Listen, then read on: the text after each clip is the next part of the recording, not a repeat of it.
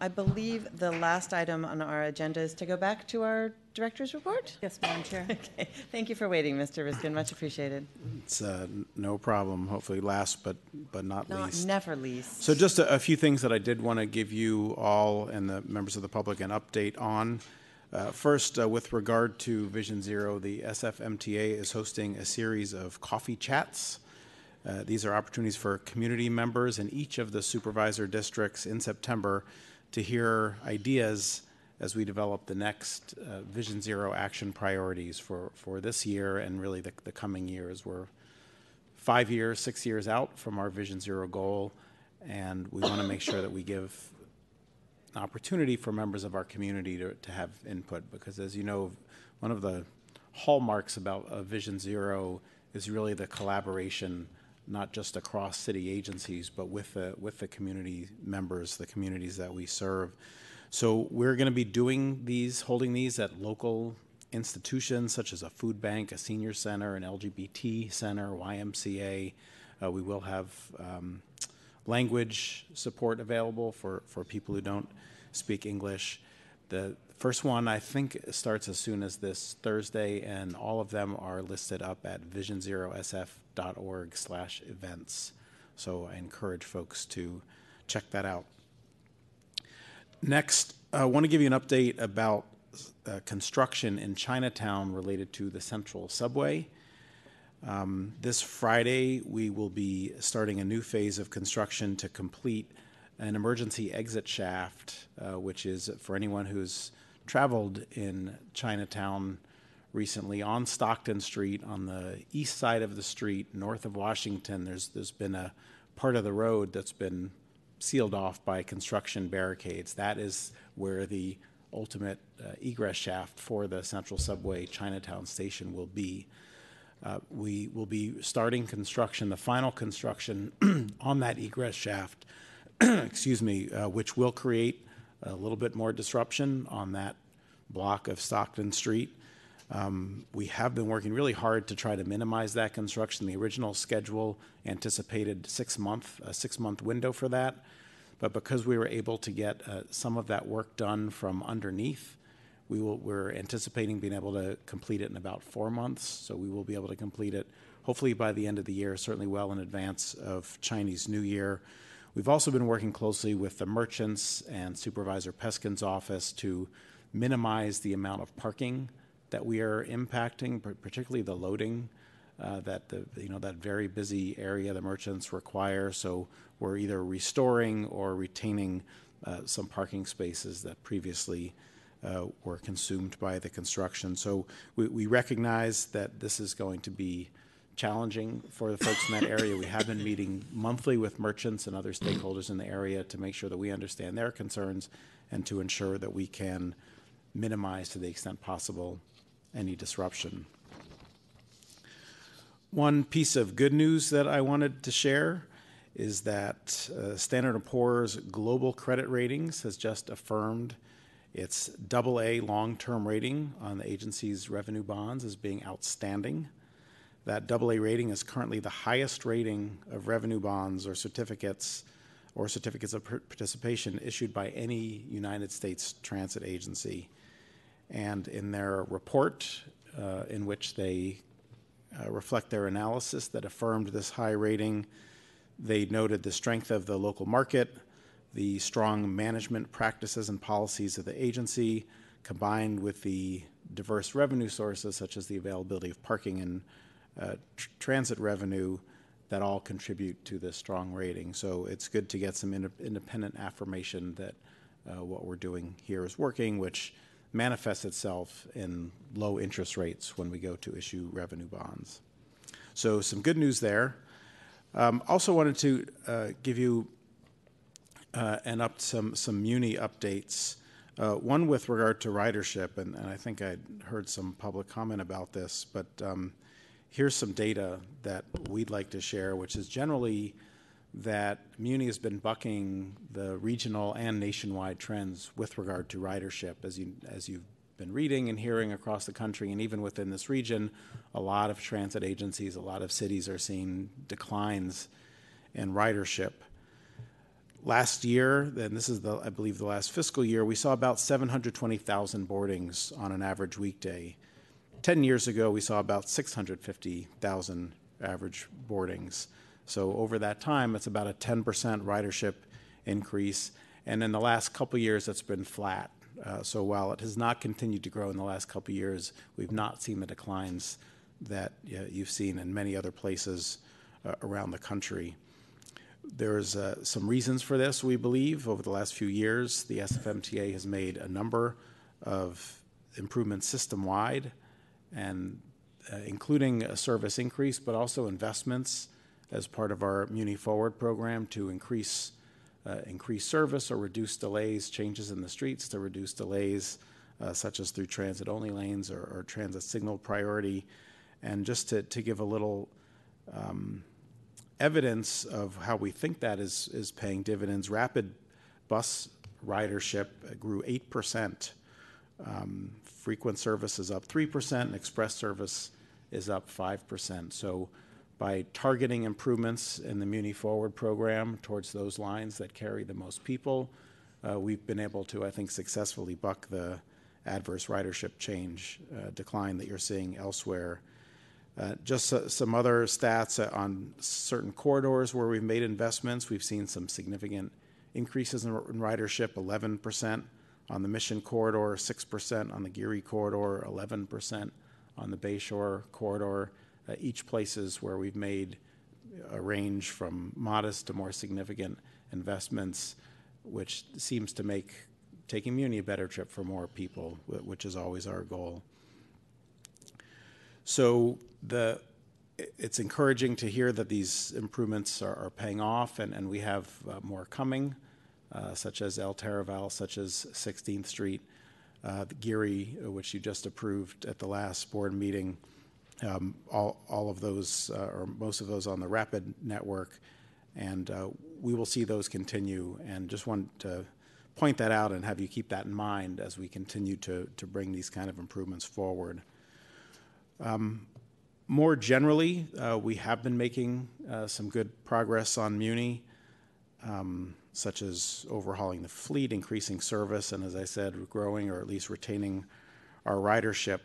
But as you also know, we've been challenged with some short-term issues and some systemic issues in terms of Muni performance, and have been challenged by our riders, by the mayor, by members of the Board of Supervisors, and I've certainly heard from you all that you want to know what we can do to improve Muni service, not just in the long term, but maybe what are some short and medium term things. So we've developed kind of the draft of a plan to do that. I want to ask our transit director, John Haley, to come forward and just very briefly walk through kind of the highlights or the main areas of that plan to give you a flavor of what we're thinking in terms of how to improve Muni and things you'll see coming in the future.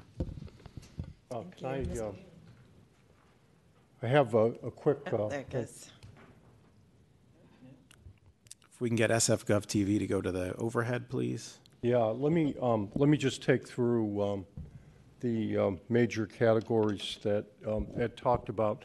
Let me start, not to throw another number at you, but under your leadership over the last 7 years, we have added some 500,000 hours of service, which is approximately the same amount of service that Sacramento system carries. That incremental 500,000 makes us just under 4 million service hours.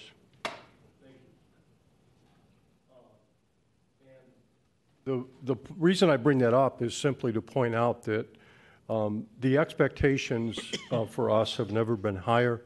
The agenda is fast-moving and expanding rapidly, and again, as you all know, under your leadership, you've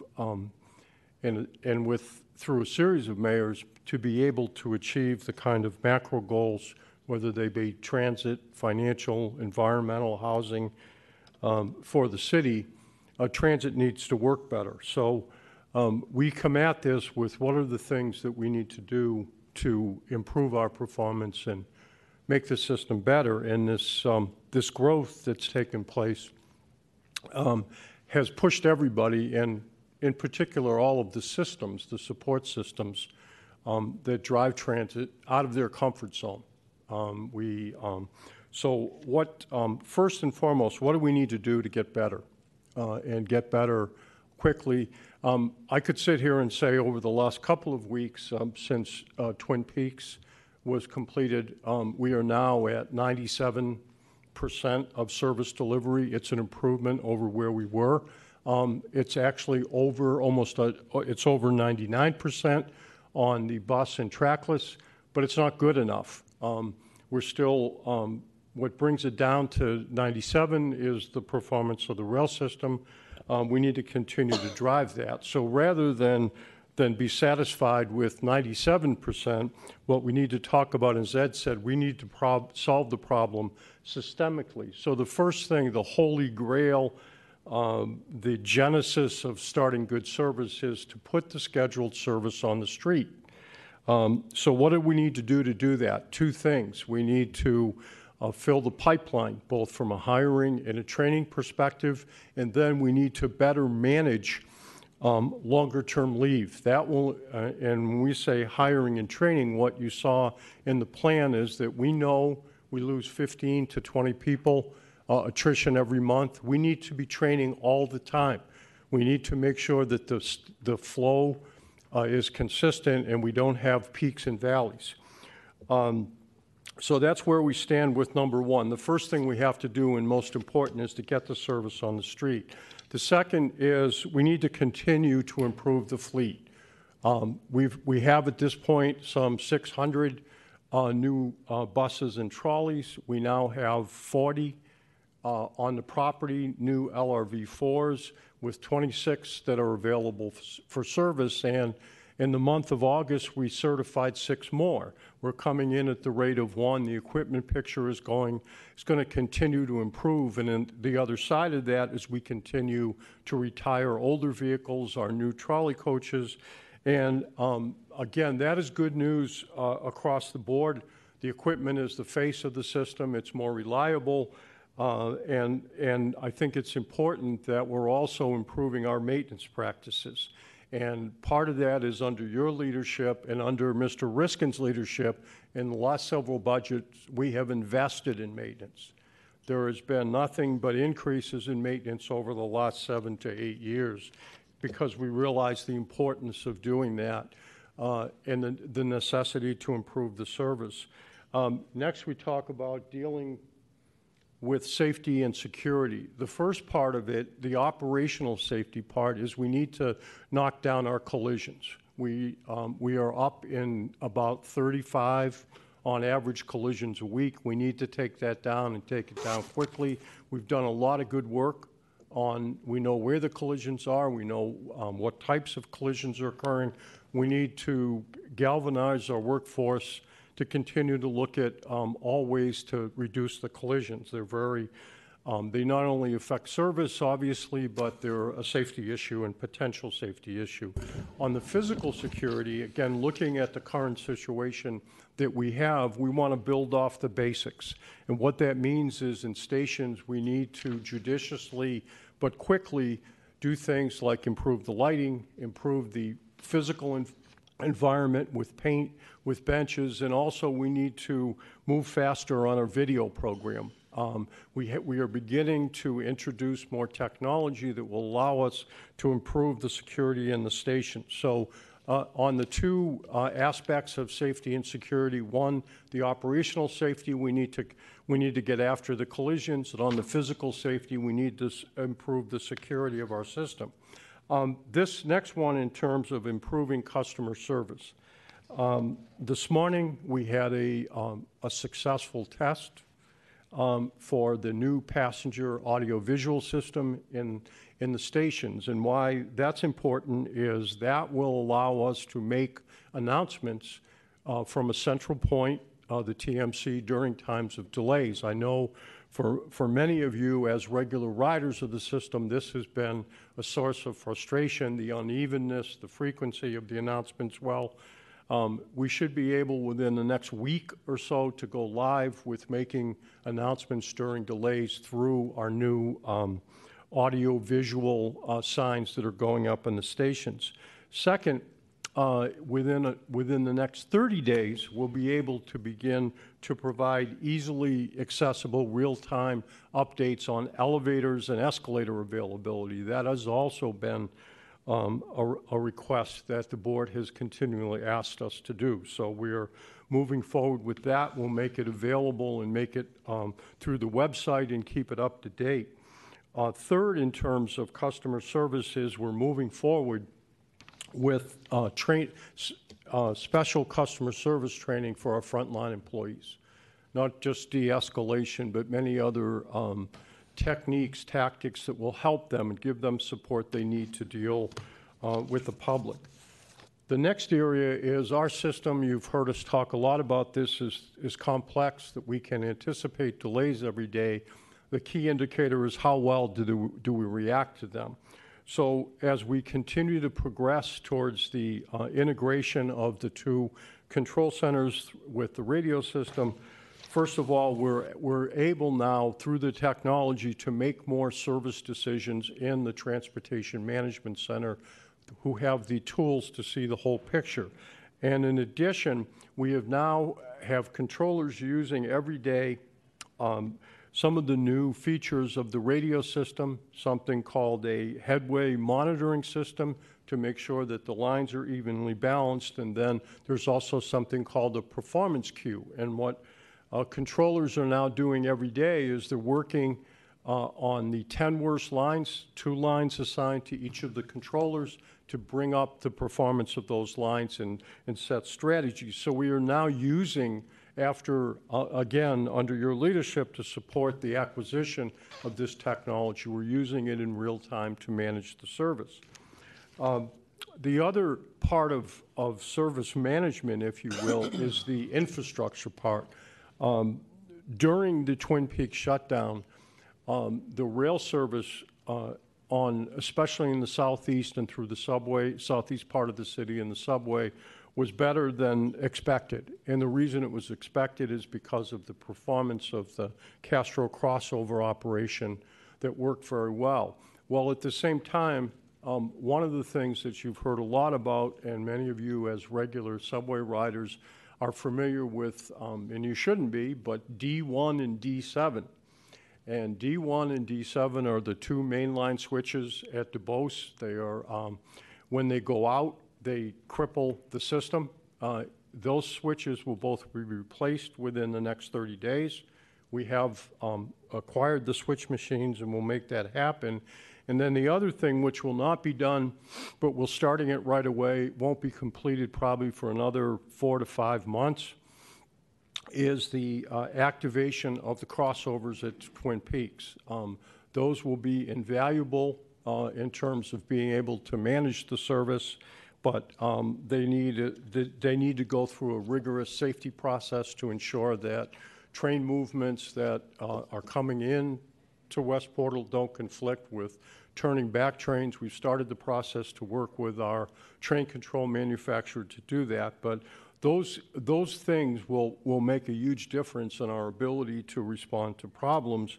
And the last two with Muni Forward, you heard Ed talk about the ridership, and I think what that shows is the dramatic increase in the rapid network, as well as some of the other, the 3 big corridors, Bayshore, Mission, Geary, all up substantially.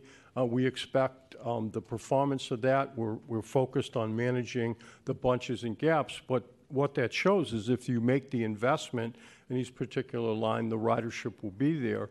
And on the rail side, we continue at this point to have more cars on the street than we've ever had, but the demand for more is even there. So we will continue to see a steady uptick we've completed LRV4 training for over 90 operators at this point. The goal is to get to 200 by the end of October, and that will put us in a position with cars coming in to continue to expand the 2-car trains and the LRV system across the board.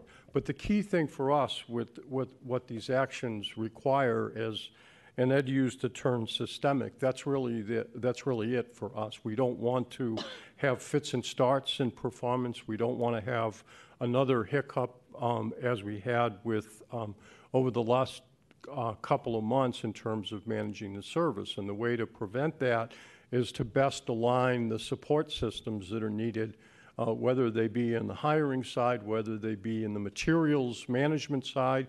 You have VMI actions, been very important in improving maintenance. So with that, this is a quick snapshot of some of the things that we're in the process of doing. It's for the most part, it's a realistic set of actions. It's built off of improving and focusing on the fundamentals. There's not a lot of silver bullets in there. There's things that we continue to build on with your help and support.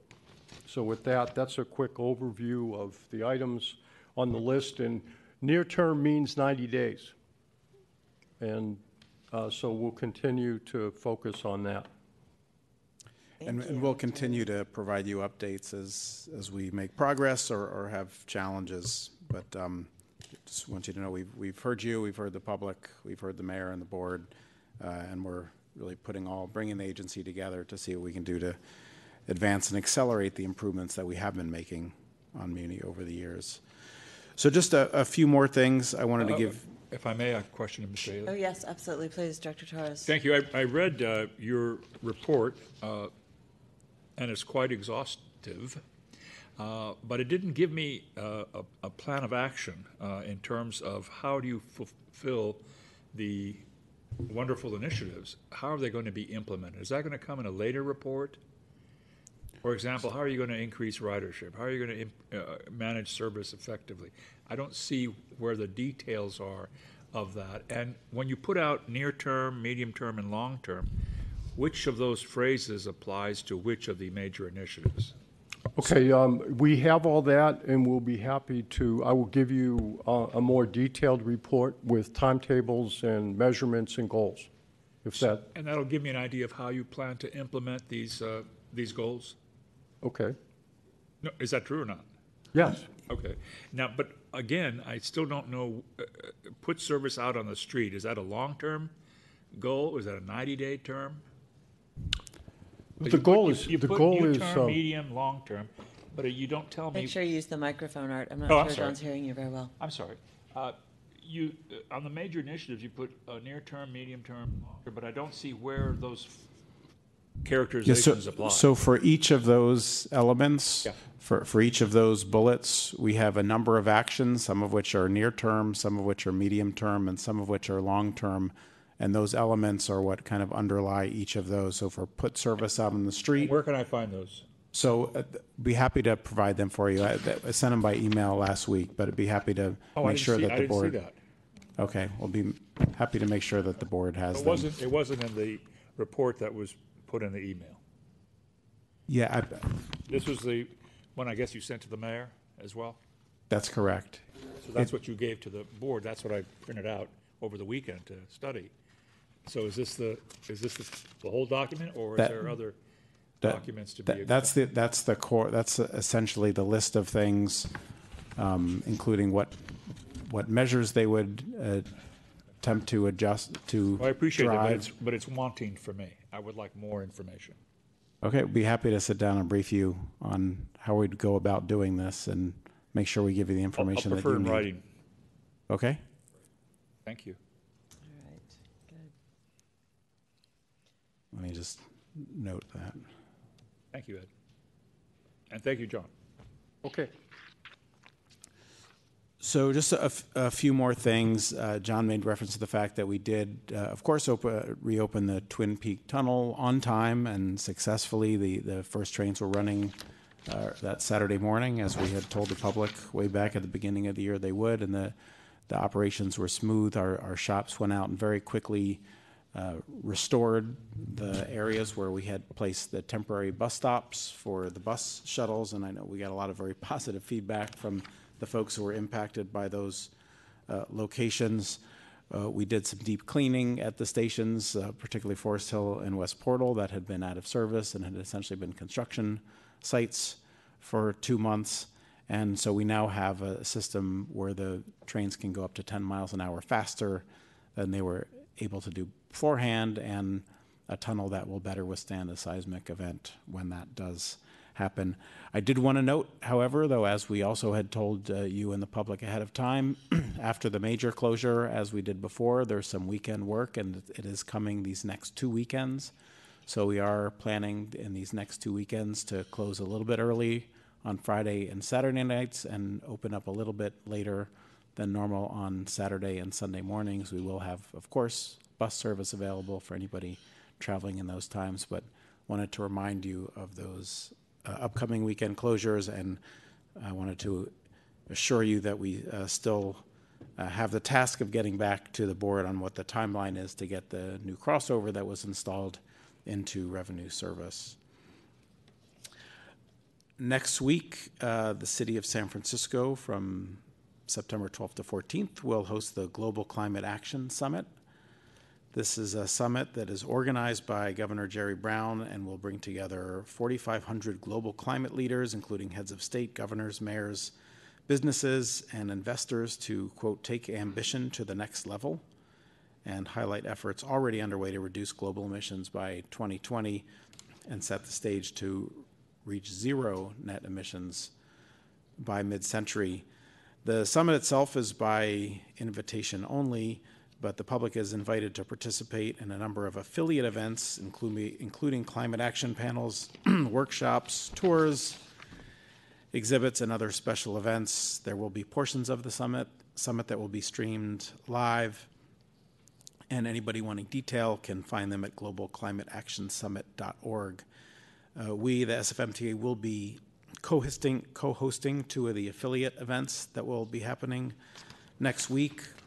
One is entitled Urban Climate and Health Governance, and the other one is a bike tour that we'll be co-hosting for folks to see some of the bike network and current and planned improvements in the south of Market. So while, again, the summit itself is not open to the public, there are a lot of events surrounding it, and we are trying to participate in ways we can along with other city agencies.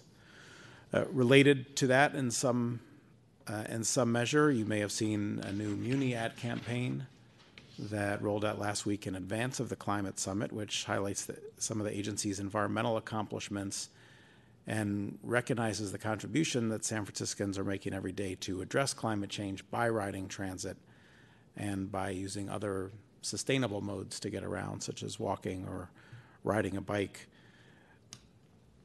We are not only one of the oldest transit agencies in the country, but we are among the greenest.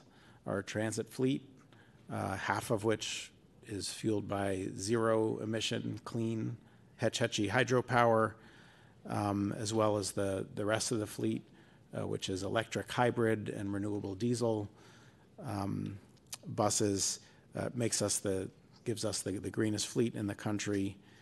And that one way to look at that in terms of how that manifests itself is that Muni carries 26% of all daily trips in San Francisco and generates less than 2% of the city's transportation-related greenhouse gas emissions. So you're really getting a disproportionate benefit when you're riding Muni as opposed to driving in a car, particularly if it's not a zero-emission car. So the ad campaign is just reflective of that ethic and investment that we've made as a city over the years since we were founded more than 100 years ago, and it's something that we think is a good fit for the Global Climate Action Summit, and hope that those invited summit participants get a chance to ride Muni while they're here. And finally, before the summit, this coming weekend is the 7th annual Muni Heritage Weekend, which is an event that's produced in collaboration with our nonprofit partner, Market Street Railway, and will be held from noon to 5, both Saturday and Sunday, across from the Ferry Building.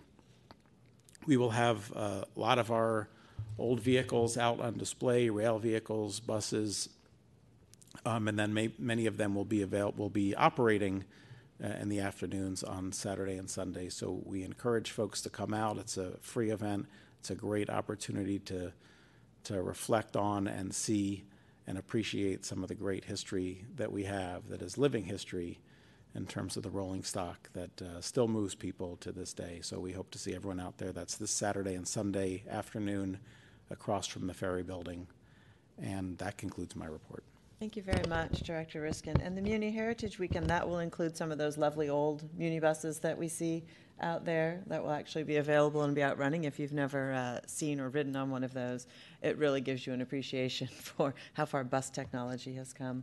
I really appreciate Mr. Haley's delving into what we're going to be doing. The thing that really caught my attention was the Line Management Center focusing on the 10 worst lines. I imagine there's a lot to be learned there as they see where the hot spots are and where the pinch points are and where the holdups are. So it will be interesting to be able to have a little follow-up from that at some point, because I would think that the line management people are going to see, oh yes, these buses at a certain time of day are always being held up here, and it's due to, you know, either rampant double parking or it's due to something. So I'm really hoping that we'll gain some valuable insight on that and make some great improvements. So thank you for the good report. Vice Chair Heineke. So one sort of specific question to Mr. Haley's report, which we've talked about before, is the sort of in-service announcements. And he was saying we'll get back to a system where we got more announcements when there are problems. And what I understood him to be saying is those will be announcements, at least for Metro service, that are in the station.